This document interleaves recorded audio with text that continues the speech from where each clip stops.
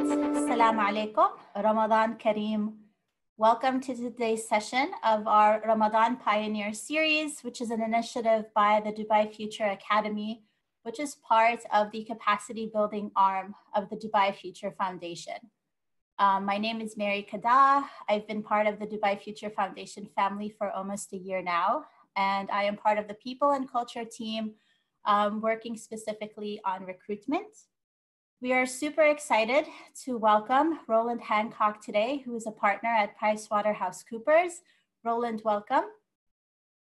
Thank you. Today's session is an exciting topic, which I think is top of mind for everyone, which is about what are the skills of the future and the capabilities that we need to develop to become future ready for the future workforce.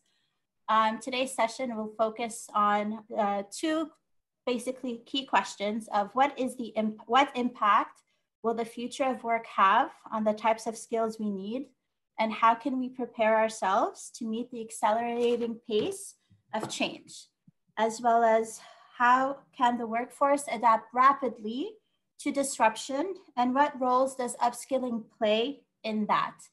We will spend about 20 minutes with Roland tackling these questions, and then we will open it up to Q&A.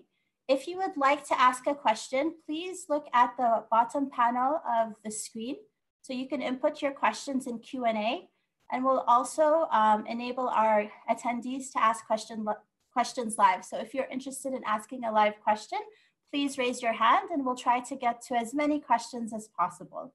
Roland, over to you. Thank you very much, Mary. Good afternoon, everybody. Thank you very much indeed to the Dubai Future Academy and to the Foundation for inviting me to speak this afternoon. So I'm a partner in our education practice here in Dubai. My background is in education with governments, with universities, with employers. And what I'm going to talk to you about today, really two aspects of how skills are changing and how the employment journey throughout one's career is adjusting to disruption, from an employer perspective and from an education perspective. So I will endeavor to get through the slides. I've got a few slides which I want to talk to you about, and then I really would love to hear questions and thoughts from the attendees. I thought it would be useful to try and set the scene. I will try not to talk too much about COVID-19. I think we've heard lots and lots about that. It is very relevant. It is essential that we recognize the disruption that has made. But I think what I want to talk about perhaps is how disruption is becoming the new norm, as opposed to any individual event. Or, you know, we've got, this is a black swan event, but perhaps it's something that is going to become more common rather than being seen as an exception. So I'd like to explore a little bit about disruption becoming the new norm, as well as perhaps a positive spin on COVID-19, in that it might well be the shot in the arm that education needed to adjust. We've so far been very, very afraid to experiment in education. So perhaps necessity is the mother of invention here, and we're able to do things that previously we wouldn't have had the courage to do. So let's just set the scene. Disruption is concerning the workforce. It's concerning people with jobs, and whether you believe the numbers or not, a lot of people are concerned that automation will take away their jobs, put their jobs at risk, or destabilize the workforce for them in the future. And some of the studies that we've seen is that as soon as 2030, almost 30% of jobs will be at risk. That's something that I think we all know about, but I think we also got to consider whether not just jobs are changing, but jobs are being added at the same time as they're being taken away, which begs the question about how do you get ready for those new jobs while accepting the fact that the old ones are disappearing. If we look at the automotive sector in particular, here's a great example of an industry that is really going to be highly impacted.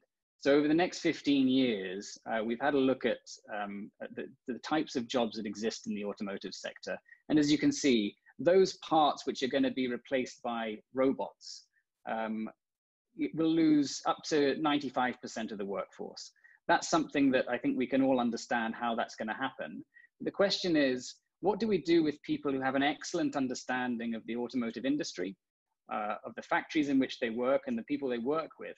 How do you give them the ability to continue to stay with you and to continue to contribute to the workforce? So I don't want to go through all of these, but I thought it was a great quote from Elon Musk there about the factory being more important than the car it produces. And that's just evidence on what the workforce mindset is starting to look like. What can we produce? How can we produce it? And what are the skills and technology combinations that allow us to produce? Okay. We're piling money into tech investment. $3 trillion a year are going into tech investment, but we're not getting a lot out in terms of workforce productivity. So we're per person, we're not actually growing our productivity greatly. And that may well be because the skills of the people are not in line with the technology available to them. That 79% of CEOs who say they're worried about the availability of key skills, that's from 2019. When we asked this question in 2012, the number was 52%. So there has been a huge shift in the concern of CEOs about the availability of key skills amongst their workforces. And that's starting to top the list of priorities amongst those CEOs. So this is something that workers are worried about and CEOs are worried about. So with that, I don't want to call it gloomy. I'd like to think of this as an opportunity rather than a concern. With that opportunity in mind, what do we have to think about in the workplace? And I promise you, this is the last gray slide with numbers on it. People want to learn. And employees have said that they're quite happy to spend 2 days a month on upskilling and to upgrade their skills if their employer is able to give them the time and the investment to do it. Now, what's interesting is that in the US, it would cost around $24,000 to reskill the people whose jobs are being displaced. Now, that seems like a high number, but if we then think about what it costs to replace a person, the numbers are very different. So PwC Luxembourg have looked very carefully at the costs associated with losing somebody. If you are in a job which might be at risk of disruption through technology or automation, there are two options really. One is you lose the person and you hire somebody else who's better at the new job.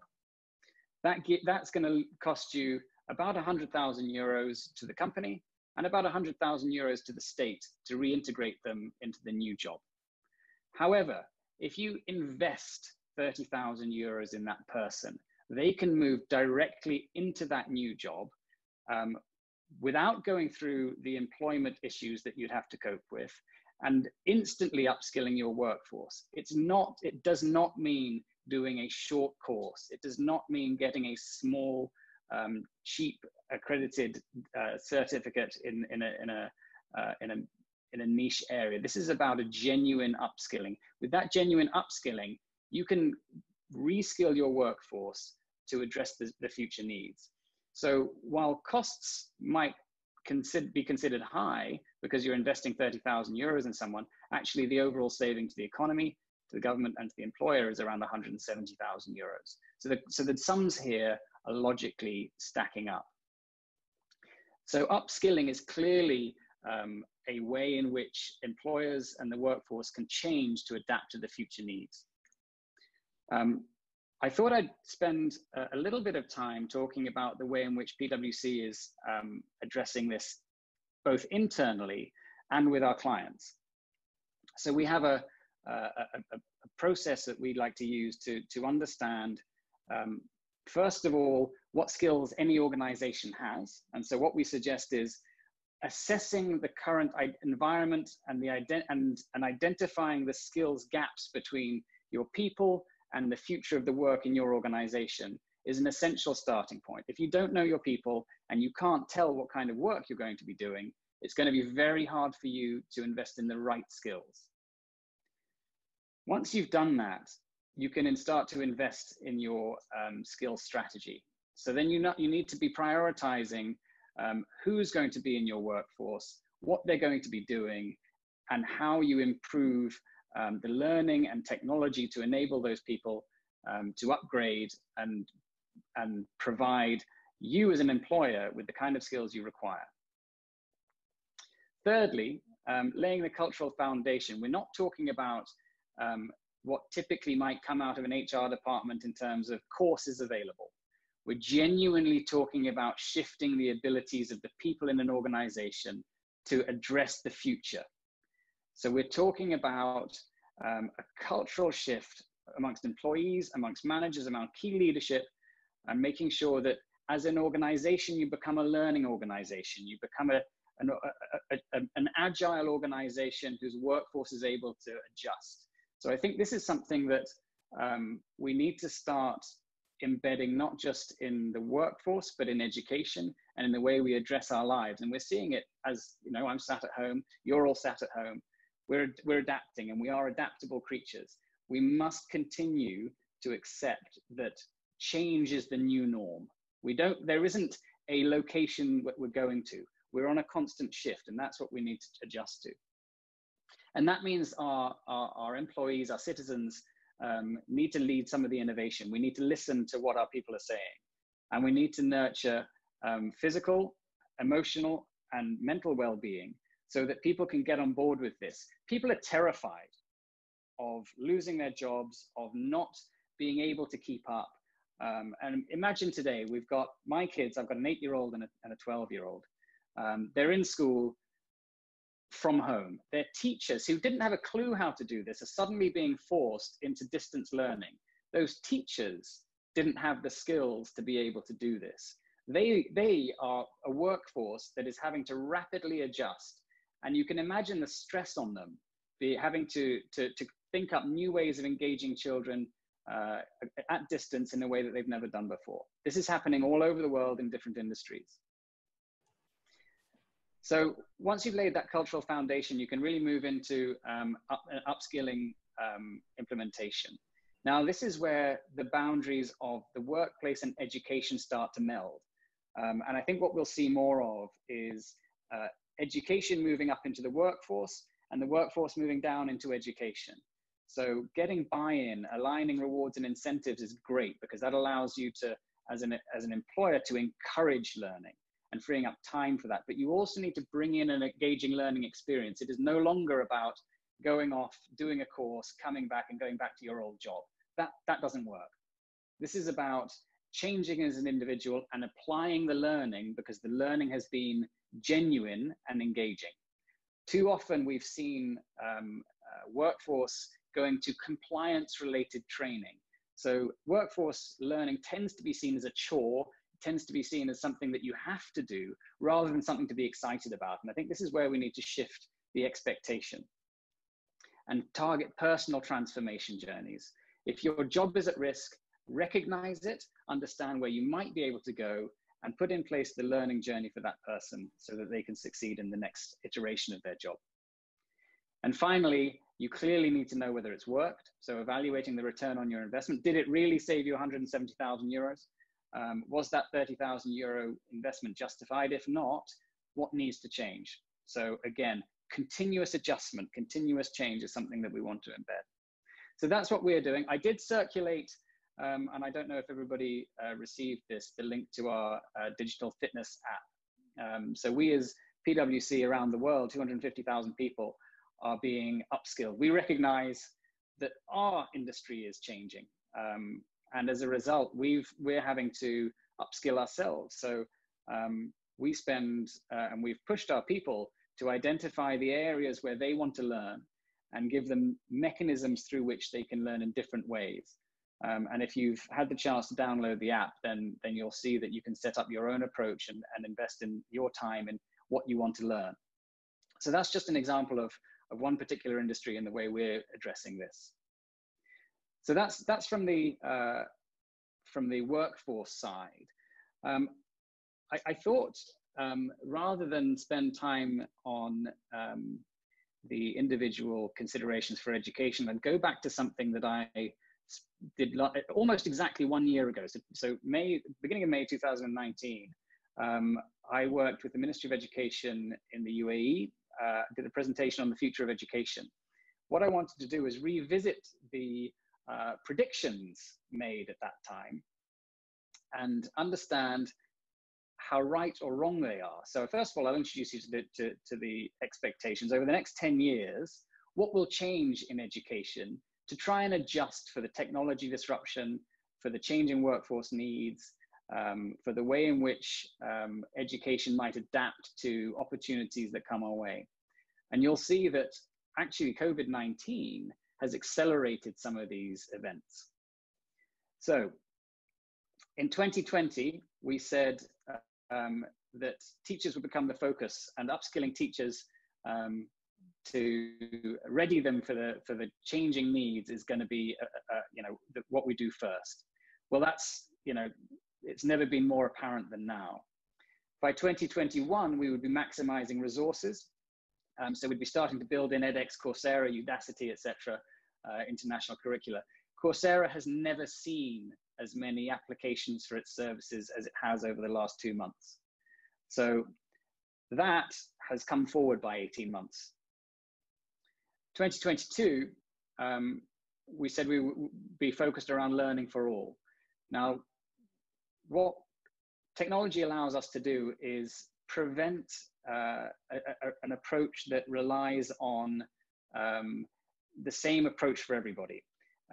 We can start to talk about mastery in subject matter. We can start to talk about adaptive learning, flipped classrooms, and restructuring class time. Well, we haven't done it all, but we're already talking about flipped classrooms. A family home learning environment may not be called a flipped classroom, but it is one. We get a small amount of teaching from the teacher, but we get a lot of support from parents. I know because I'm doing it. Building trust. By 2023, we'll have blockchain built throughout education. So where you've done your learning, even in a modular format, blockchain should be able to collect it, assimilate it, and prove to any future employer what you've learned and what your skills are.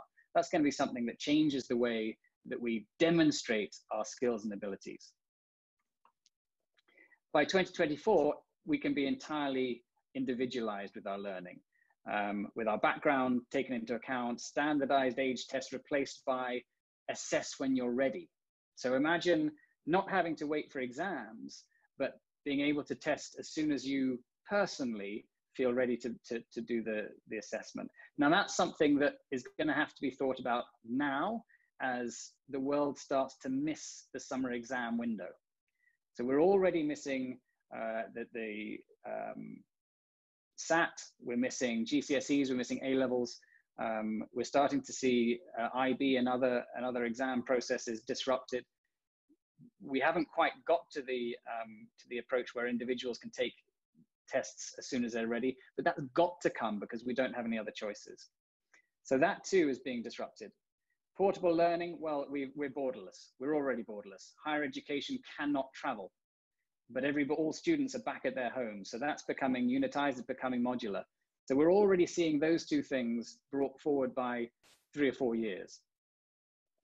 By 2026, we said that higher education and industry would merge. Now, what this means is that we'd be able to see apprenticeships, we'd be able to see work-based learning become really highly valued, which is a real change in mindset for people. And we'd be able to see universities generating jobs rather than degrees. By 2027, we hope that the regulation system would catch up. And I think that's going to be difficult, but what we're suggesting is that recognition through social media might be as important as regulator accreditation. So by 2028, AI helps us to review curriculum, align with the changing tech needs. Now, this is something that we're already doing at PwC. We look at, we have an AI-driven system that looks at jobs availability. It compares that with curriculum that's available and with the skills of an individual. And by triangulating those 3 items, you can start to talk about what one person can do to better prepare themselves for the future. So that too is starting to come out. We would love to have said that the singularity, education is completely bespoke by 2029, where everybody gets exactly what they need, when they need, and where they need it. We're not going to be there this year, but it's coming. And by 2030, all of that, and I'll come back to my daughter, who's 8, she will graduate in 2030 from school. So all of this might well happen during the time in which she is at school. Now think about the pressure of all of that on the teaching staff and on the leadership of schools and colleges and universities around the world to adapt to all of those changes that we've just been through, each of which feels relatively possible on its own. So education is adjusting, and it's adjusting at a pace that has never been seen before. And COVID-19 has pushed us to be able to experiment where nobody was willing to in the past. So many times we've seen in previous education events, the complaints about, well, classrooms still look the same as they did 150 years ago. Well, they don't anymore. That's gone. E-learning is here, distance learning is here, personalized learning is here, flexible timetables are here. And so we're really now at a crossroads where when we all get back to normal, whatever normal might be, will we take with us all of the potential that the last couple of months has shown us?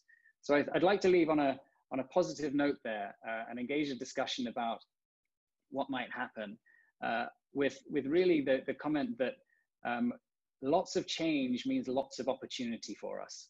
So thank you very much, and I look forward to hearing your questions. Roland, thank you so much for that. Quite insightful and lots of things for us to think about.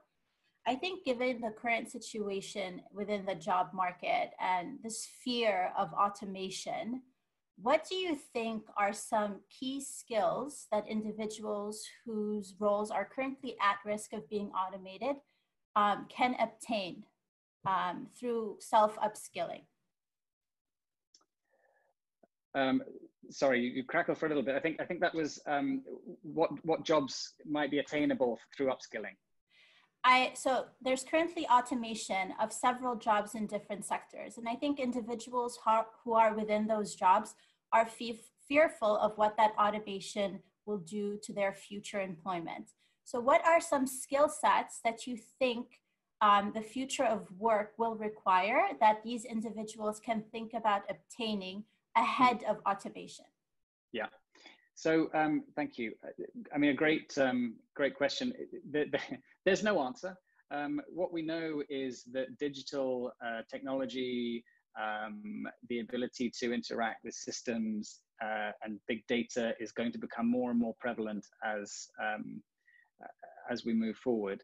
The way that we select people for work, I think, will change. So what are we going to look for? We're going to be looking for adaptability amongst people. We're going to be looking for resilience. We're going to be looking for soft skills and 21st century skills more than ever. And I think the key focus for people has to be about this point about continual change. The transactional jobs that are out there today will be replaced. But more jobs will come, perhaps at a higher value in those industries, allowing people to still be in those industries, but they will have to upskill. And I don't think we can point to any particular sector or any particular job category that is different. What you see on our digital fitness app is what we think we will need. So that's about data manipulation. It's about access and usage of technology, as well as awareness. So we're beyond a situation where knowledge is important, but access and learning to learn are skills that we need to get better at. Fantastic. Thank you very much. Throughout the presentation, you mentioned the role of organizations in investing in the upskilling of their employees.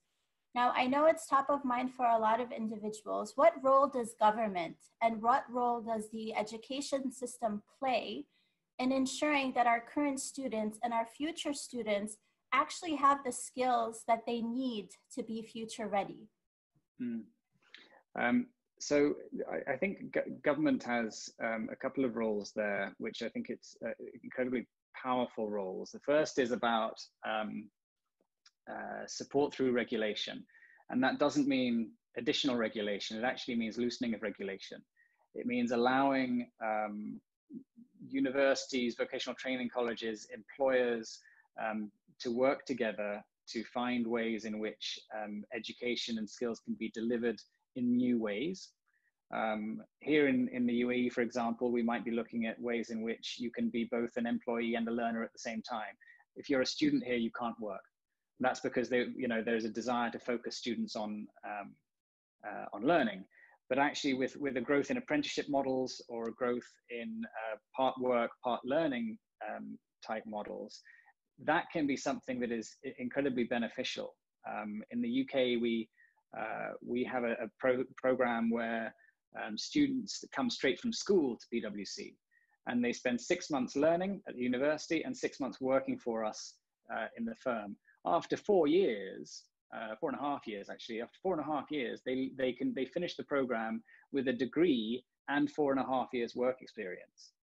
Now that kind of model is something that is incredibly powerful because it allows the learner to be really workplace savvy by the time they've finished. So I think what we're talking about is an ability to make students more workplace ready in the future.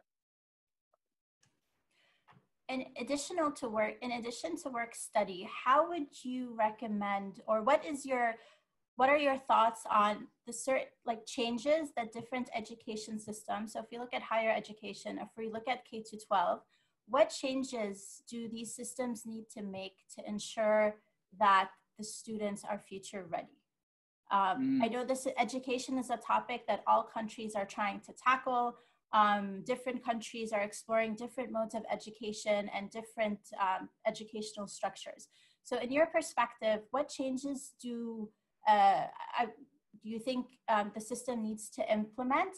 And what countries do you think have successful education systems currently in place that are developing the future generation of workers with the future skills that they need?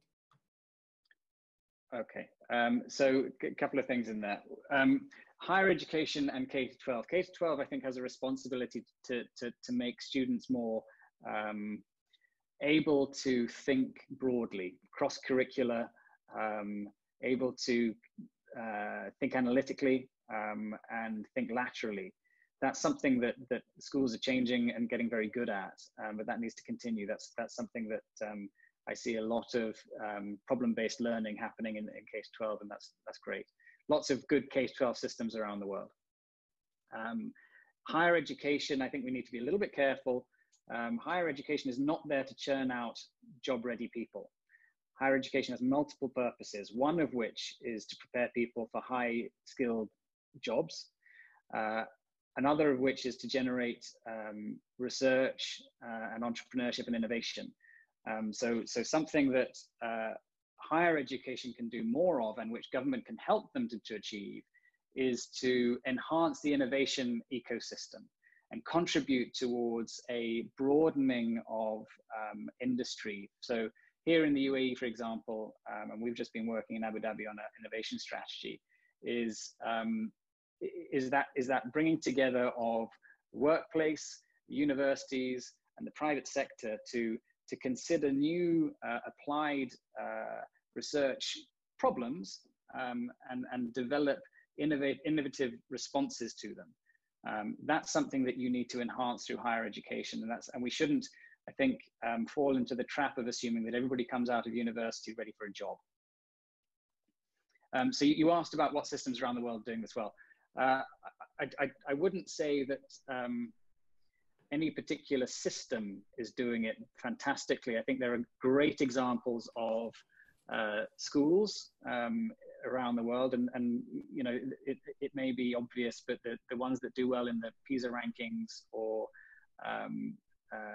other, you know, high highly competitive school systems do well because at the level that the schools are working, you know, competitively speaking, they're achieving more than other students. That doesn't necessarily make them work ready. And I think if you want to find examples of schools that are doing things better at from a workplace perspective, you need to look at individual schools. Here in Dubai, my kids are at Jumeirah English Speaking School in Arabian Ranches. Fantastic school, and they do the IB, which is incredibly academic, but at the same time they have vocational options for students who aren't on that track, and which actually allows them the BTECs that allow them to be more workplace ready perhaps than the academic track. So allowing that breadth is important. Just to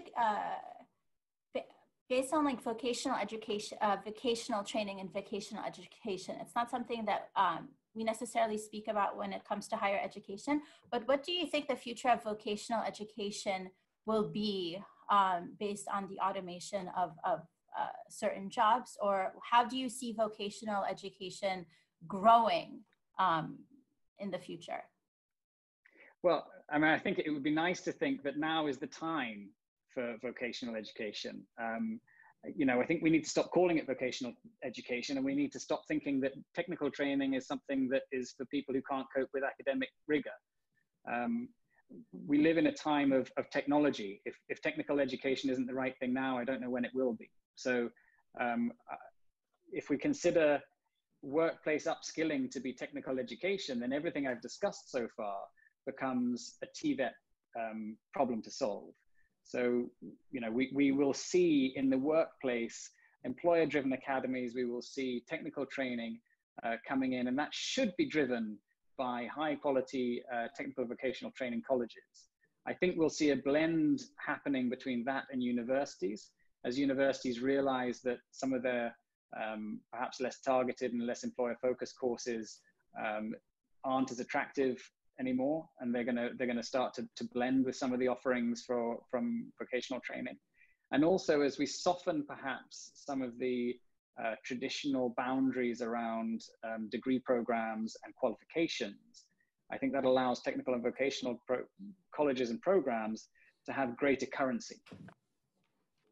Wonderful. So I would love to think that this is it. This is when we're going to see it. This should be it should be a great time for vocational training, and I hope, as it has done in Germany and other countries around the world, it sheds the negative noise around the quality of its provision. What is your take on the evolution of creative skills, and do you think education systems may pivot towards more creativity in the future? Yeah, I mean, so we've shifted from a traditional to a STEM type focus in education systems. That has now transformed into STEAM. So we're including arts in the focus areas. Creativity is a great example of something that is being recognized as a discipline as opposed to an innate ability. Creativity you can teach, innovation you can teach. All those jobs that are disappearing and all those jobs that are going to be created are going to come about through creativity. That's something that simply has to happen to continue the economic impact of work. And I think if we consider those job shifts, there are two ways of thinking about it. One is the economic threat, which is you know, if we're losing all these jobs, what will happen to our economy? The second is more of a philosophical transition between unitized and transaction related jobs into something more creative and more value adding. So as the economy shifts and as our abilities to create more with a small number of individuals shifts, then I think creativity is going to become the new norm. We've seen, for example, and COVID-19 is a great example, we've moved away from globalization. We've moved towards needing perhaps more sustainability at the local level. Well, that's going to require some creative thinking in terms of you know, food security or water availability or energy production. That shift has meant that more people are going to need more skills in more locations than they have done in the past. So I think creativity is certainly something that will not be any less needed in the future. If anything, it's going to have to become more central and more recognized as a discipline. Fantastic. A lot of our attendees are wondering, what are some of the skills that you think people need to have in the future? If you can name a few. Okay. They're going to be a bit vague, so I apologize for some of them. So if we mix between technical and perhaps behavioral, from a technical side, data analysis, the ability to, and I think data visualization and the learning that comes from technically driven or AI driven analysis of behaviors and trends is going to be something that makes a big difference. So the more we can do on data driven decision making, the better. That's something that will be a big technical driver of the future. Behaviorally, we are no longer going to be talking about having to show up on time to work, because we've demonstrated that that's no longer a thing. But we do have to be adaptable. We do have to make sure that we are able to communicate effectively. We are going to have to be multinodal in our delivery mechanisms, and that means understanding how business works, not just delivering our own particular job. So I think we have to grow our awareness more broadly, because sitting on your own in a room isn't good enough. We need to understand how the whole system works. So I think we're going to see people learning more about how businesses work and not just about the delivery of their jobs. So I think perhaps to focus more on you know, anything that is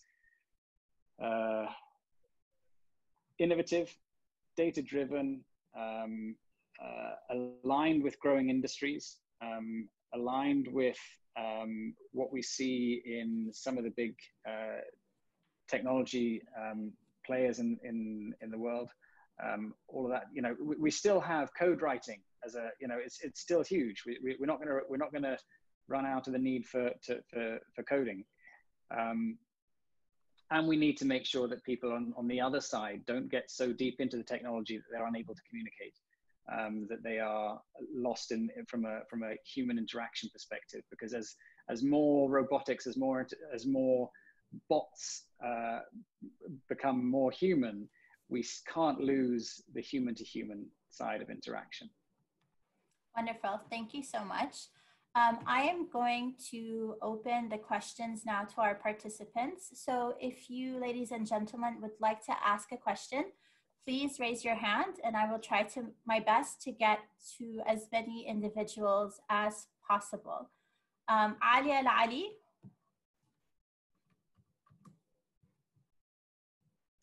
Can you please ask your question?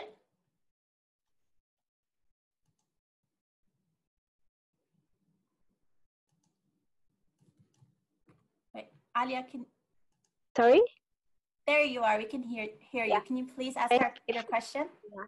Thank you. First of all, my question is, now being from Generation Z and being in the time of change and this rapid pace of change, how can we track the new skills and change, even though that we're in the middle, in the whole loop of change? So this is my question. Thank you. Thank you. Alia, how do we track the changes? I wish I knew. I think one of the most difficult questions that we have to answer is, you know, what do we need to learn? How do we, you know, what's going to be the right thing to do for the future? And I think, unfortunately, the answer for me is one that doesn't give a great deal of satisfaction. It's being constantly alert for what's what's happening. What training is going to be required is going to evolve.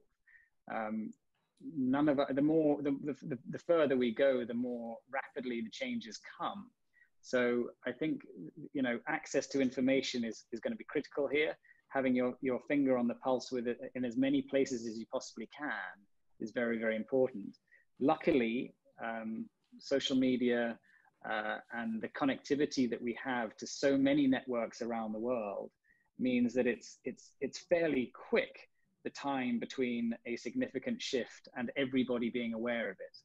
So we don't have lags as we would have done in the past between you know, an industry shift or a change in technology and everybody being aware of it. That's happening almost instantaneously now. So keeping up to date, I think, is very, very important, and making sure that you are as aware as you can be of what's coming. And that has to come from different places. And the more comes out, the more you need to check your sources. Fake news is prevalent. So we need to make sure that we're learning from different places, not just ones, even if we trust them, to have a single source of what we consider to be right. Fantastic. Thank you, Roland. Abdullah Al-Gargawi, can you please ask your question?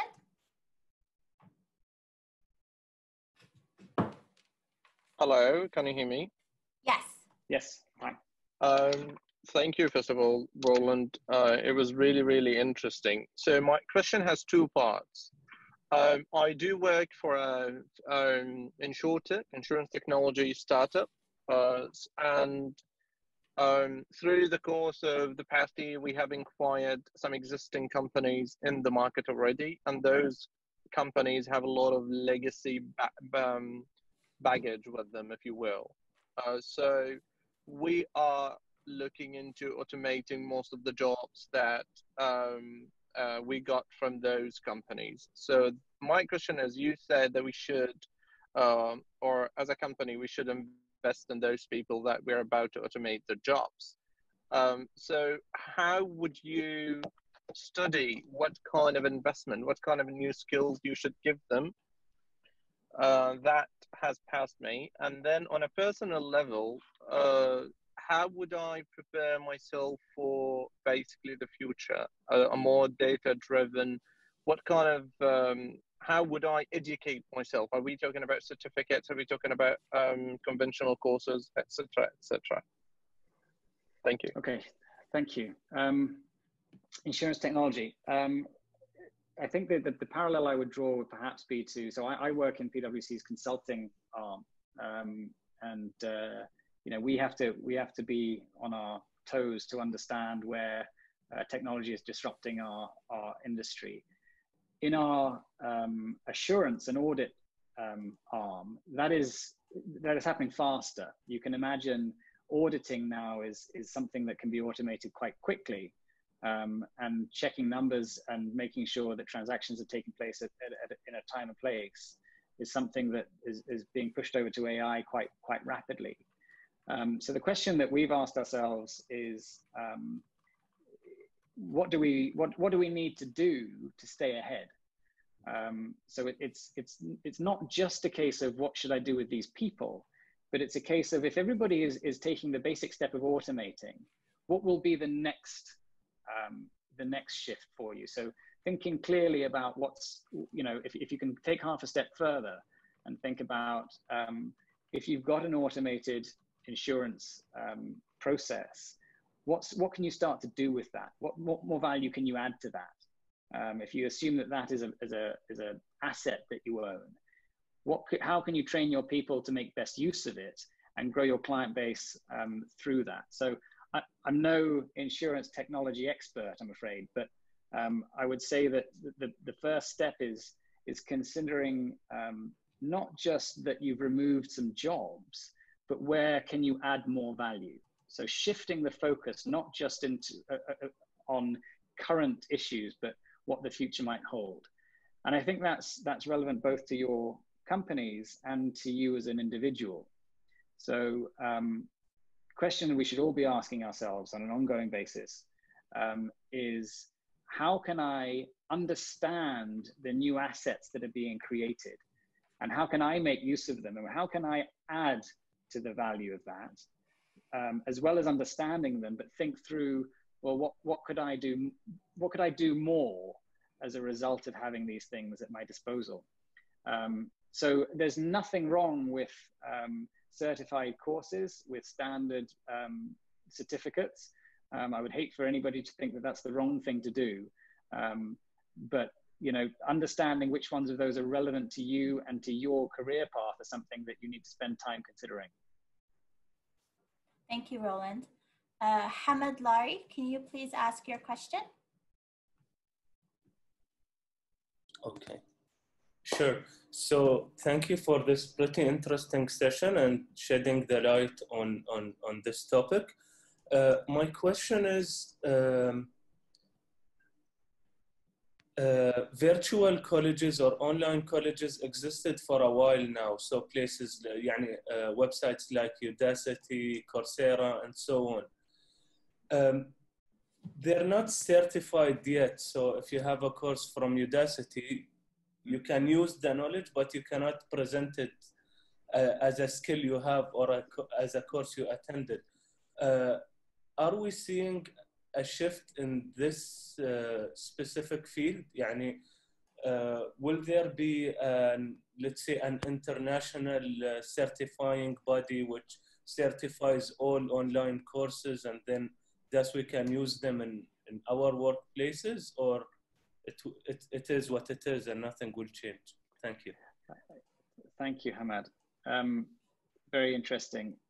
I mean, I mentioned that in 2027, suggesting that regulation might catch up with what's happening. But again, that's something that might be brought forward significantly. Certification is nothing more than another word for recognition. And I think if you're going to recognize something through accreditation, you're getting government recognition for your courses. Now, if employers or start to recognize Udacity or Coursera credentials, or if online reviews and peer networks start to recognize the value of those things, well then, you know, who's to say that they're not valuable? So I think what we're going to see is a shift in, and it might be slow, but it's going to be a shift in the ability that, the shift in the mechanisms we use to recognize learning. So it will not just be a government recognized degree that is okay. It might be an employer-driven credential. It might be a Udacity course. Google University doesn't get accredited. In fact, you don't get a degree. But if you come out of there having completed it, how recognizable is your learning qualification in the workplace? I would say probably at least as much as an Ivy League degree. And that's not because the government recognizes it. It's because of the brand it's associated with. So I think, you know, we're on the path to a wider range of recognition here. And it's going to be very difficult when governments have to align things like visa regulations to prior learning, because imagine the headache trying to figure out, you know, if it's not a government accredited degree, should you allow somebody a visa on that basis?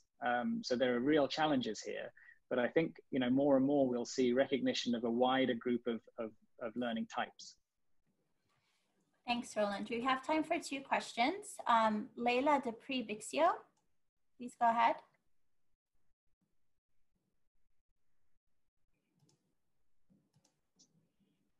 Sorry, I'm just having 1 second, a technical issue with that. Okay, until I figure the technical issue. Hello? Hello? Yes, we can hear you. Fantastic. Okay, there you are. Thank you. Thank you. I am happy I can ask my question just now because it's like a following the previous one. Roland, you were talking about the mechanisms that we use to recognize learning. And I think it's something that we have been confronted already at the schools. because many parents, teachers, they were worried, or they are worried how we will evaluate the learning of our children in this moment. Then I wanted to have your view on this subject. How we can we have parents, teachers, all people asking themselves how we will evaluate the learning of our children in this moment. Yeah, I know that I'm having to evaluate the learning of my children at the moment, and it's very difficult. The assessment mechanisms that we have to hand. So if we think about what's changing, we've got teacher assessments of our children, which is typically ongoing through the year. We then have summative assessments for our children, where they will sit some form of exam, and that's typically conducted in an exam hall with an invigilator, and scored elsewhere. Or we have online tests, and I think the online test question has yet to be validated as foolproof. So any online testing and assessment that we do is currently open to quite a lot of fraud. It's open to quite a lot of meddling, and there isn't sufficient security and process in place for it. So that hasn't been cracked, I'm afraid. We're looking at a situation where, to the best of our ability, we are able to just about, in the best circumstances, include things like facial ID for students sitting in front of a computer screen. But we don't know what's behind the computer screen. So it's a good question. I don't think it's one that's been very well fixed yet. But going back to the creativity question, I guarantee that within the next 12 months or so, we'll have some significant developments here. Fantastic. And our last question will go to Khalifa Al-Zarani. Khalifa? Hello. Hi. Hello. Yeah. So I actually have 4 questions. 2 questions is in the Q&A, and 2 questions I'm about to say now. Okay. So, okay, my first question, there's many things in the news. There's so much things scattered around the news. What do we believe? I just don't know what to believe. There's so many things saying, this person died and this person died, but I just don't know what to believe, Mm-hmm.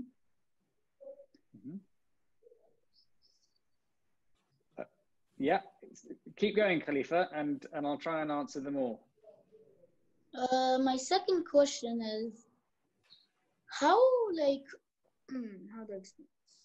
So, in the future, we're going to I just want to know, how do we get jobs in the future? What's the future jobs in coronavirus for children and all that? Okay. All right. Thank you so much, Khalifa. Okay. I think the first question is a great question for all of us. How do we trust the sources that we're sitting in front of? When Wikipedia first came out, everybody laughed at it as a potential source of the truth, because it was so open to manipulation. As time has gone on, it's become recognized as a source of peer-reviewed fact. So I think there's a shift there. Again, trust is becoming a significant currency for us in the world of work, in the world of learning. And I think it's something that, again, needs to be highly focused on, so that, consider the environment we're all in right now. We're all sitting in front of the internet. Any number of truths are out there. How do we know which one is right comes back to the same question of checking your sources, looking at lots of different sources, making sure that you are not accepting the first answer as the true answer, and building up experience in how to get to the right answer. So I think that's a real skill.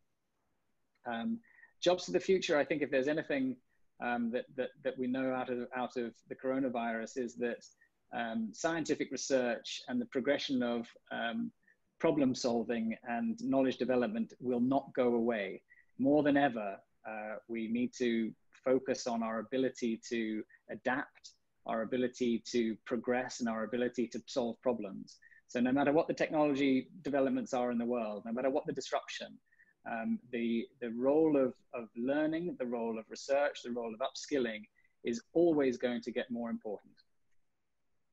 All right, fantastic. Well, everyone, thank you so much for joining us for this session.